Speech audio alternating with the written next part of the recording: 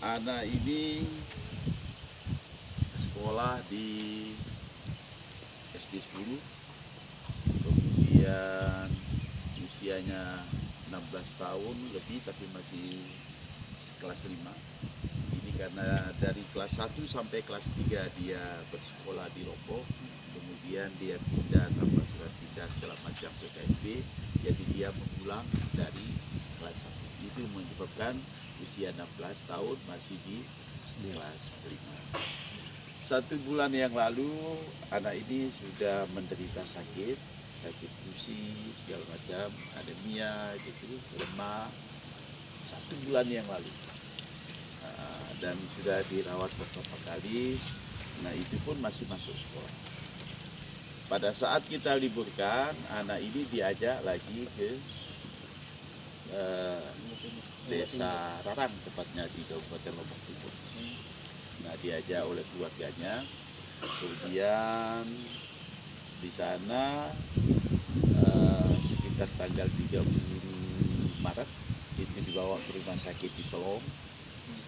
Nah, selama 2 hari dirawat di sana, tapi karena yang bersangkutan keluarga yang bersangkutan biayanya terlalu mahal, akhirnya atas permintaan sendiri mereka keluar. Kemudian tanggal 2 April keluarganya membawa ke Kaliwang lagi, pulang lagi, datang lagi keluarganya. Nah, alhamdulillah berkat kecekatan, ketangkasan dari gugus COVID ini, terutama yang di posko pintu masuk di Bototanu. Nah, jadi di sana sempat diidentifikasi, cuman saat itu keluarganya ini belum terbuka, masih ada beberapa keterangan yang disembunyikan. Bahkan dilaporkan kepada posko itu bahwa orang ini A ini berasal dari, baru saja datang dari Labuan Mapin, padahal dia datang dari Lombok. Nah, karena kecekatan, kesigapan daripada gugus tugas, kemudian dimonitor segala macam, dites suhu darahnya sehingga sudah berada pada 38,1 saat itu. Nah, dan itu tidak dibawa pulang ke rumah, langsung dibawa ke rumah sakit. Ya, diperiksa puskesmas dan puskesmas bawa ke rumah sakit karena suhunya. Tapi gejala penyakitnya sama dengan 1 bulan yang lalu. Ya, tetapi karena kita khawatir, karena dia lemah, terus berdarah gusinya, kemudian dia sesak napas segala macam, ada batuk, demam, akhirnya tetap kita menganggap ini sebagai mungkin gejala yang sama gitu, tapi belum tentu. Nah, atas dasar itu dia dimasukkan ke dalam pasien yang dalam pengawasan. Itu tanggal 2 setelah dia datang. Nah, jam 19 dibawa ke rumah sakit, jam 16. ya betul, ya dari Jam 16. jam 19. 16. Ya. Nah, jam 4 dia bawa dia ke rumah sakit. Nah, kemudian jam 19 itu langsung dirujuk ke Manambai. Bukan? Esok harinya 19 ya. Ya, malam kan? Ya, dibawa. Nah, jadinya si IA ini masuk dalam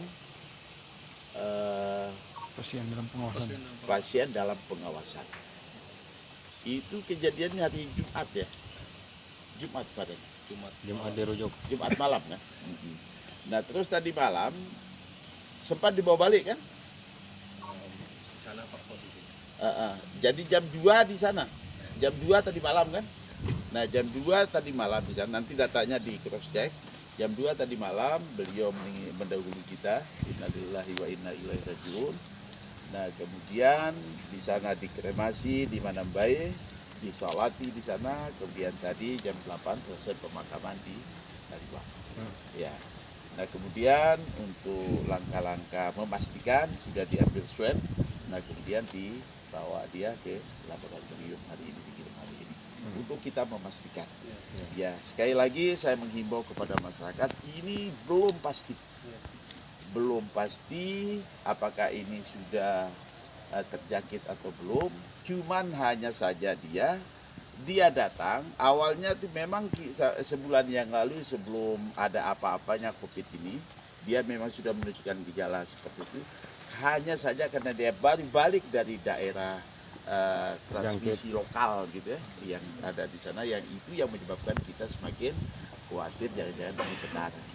Nah, jadi saya minta kepada seluruh warga KSB, kita tetap waspada tapi jangan panik, tetap jaga jarak, ya, social distance dijaga, kemudian masker, tolong juga ini tetap kita pakai bersama-sama.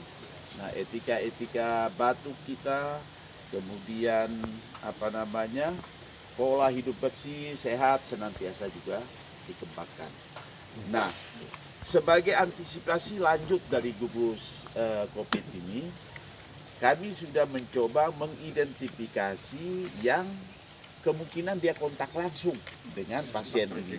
Ada 8 orang yang sudah teridentifikasi, kemudian untuk sementara masih dalam penanganan di rumah sakit.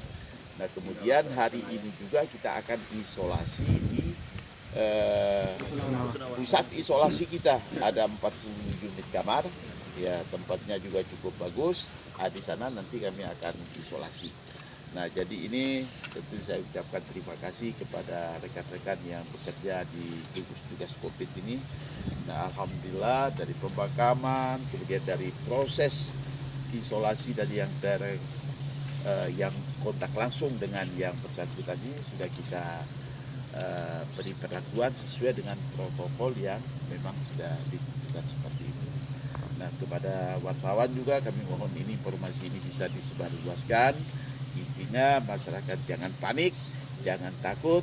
Saya ingin memastikan